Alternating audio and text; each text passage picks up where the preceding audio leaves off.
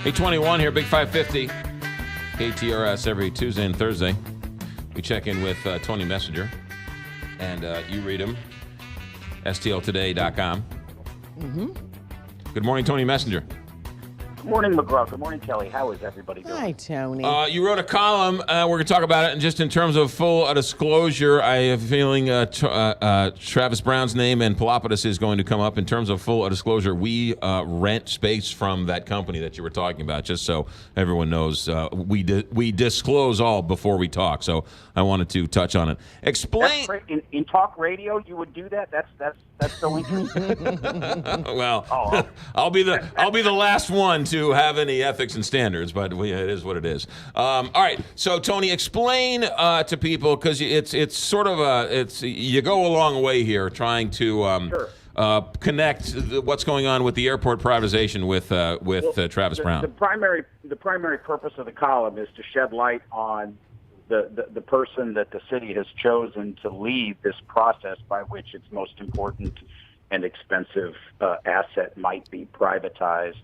And that person is Travis Brown, who is a 50% owner of Pelopidas, which is a lobbying and political consulting firm funded almost entirely by Rex Sinquefield. And about a year ago, when the city already had one contract with Mr. Brown through the nonprofit that Rex Sinquefield set up called Grow Missouri, I wrote a column about a lawsuit that's going on relating to his company right now. His 50% partner in the company is his ex-wife. Her name is Rachel Keller.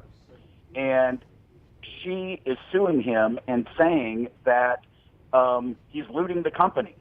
And I wrote about this last year as the city was considering going on with, signing another contract with him to advise them and lead this process. And one of the things I pointed out in that column is that in their documents, their company documents that are in the lawsuit, they basically say if we have a dispute, if Travis and Rachel have a dispute over what to do, ultimately they flip a coin. And so I wrote a column that said, hey, are we going to leave the airport privatization up to a coin flip?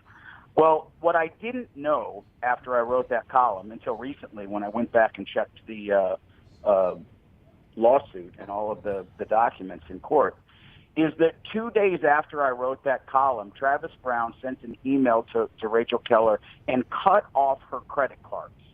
And this is important because the way they have operated that company is that they use their credit cards for everything. They use it for health care. They use it for personal expenses. They use it for business expenses. That's how they have been living their lives and operating according to these legal documents.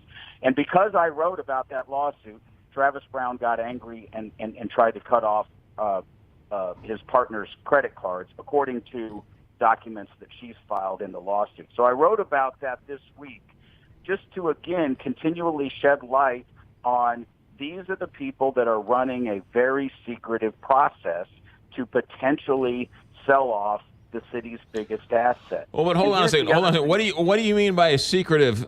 Because what one person's private divorce has to do with the privatization? Well, it's not a divorce. This is not a divorce. This is a business lawsuit.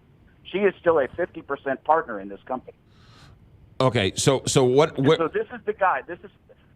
They're going to trial next year, and that lawsuit right now says that Travis Brown is looting the company that is leading the airport privatization process.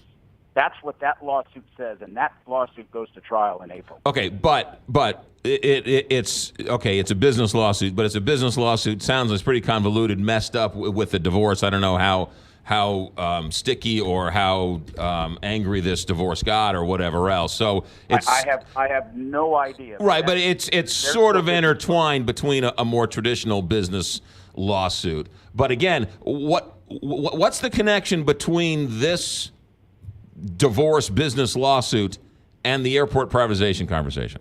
The connection is this is when cities, when governments choose companies to contract with. There is a process, and they do background, and they check out the companies, and they determine whether or not these people can be trustworthy.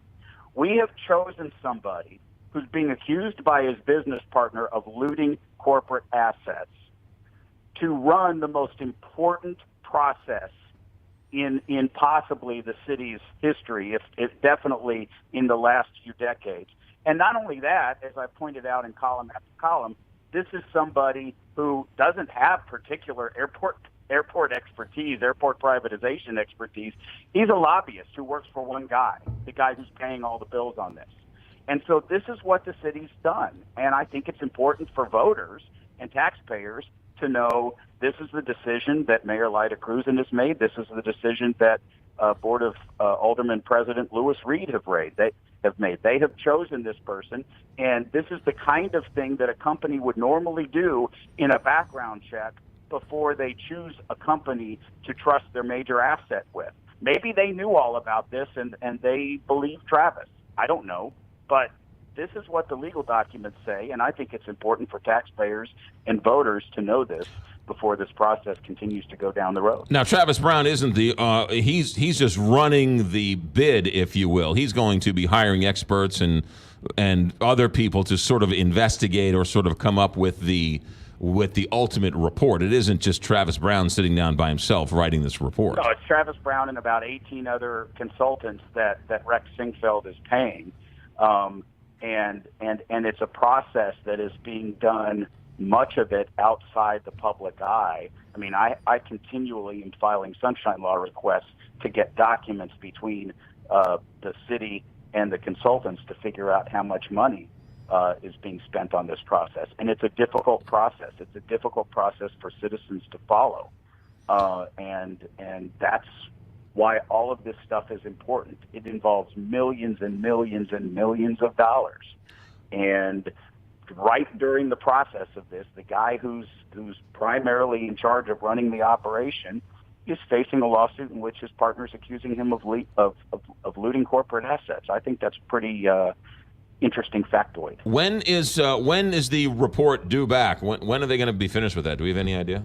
There's no detail. It's an open-ended process. It could be 6 months. It could be 24 months. Could be 2 weeks. We don't know. What they're working on right now is the actual bidding document. What are they going to do to try to seek the bids? And then there are all these other massive international companies that are lining up that will then potentially bid on the privatization and say, this is what we will pay for you to let us run your airport. Tony Messner, STLtoday.com, and with us every Tuesday and Thursday. Tony, thanks for checking in.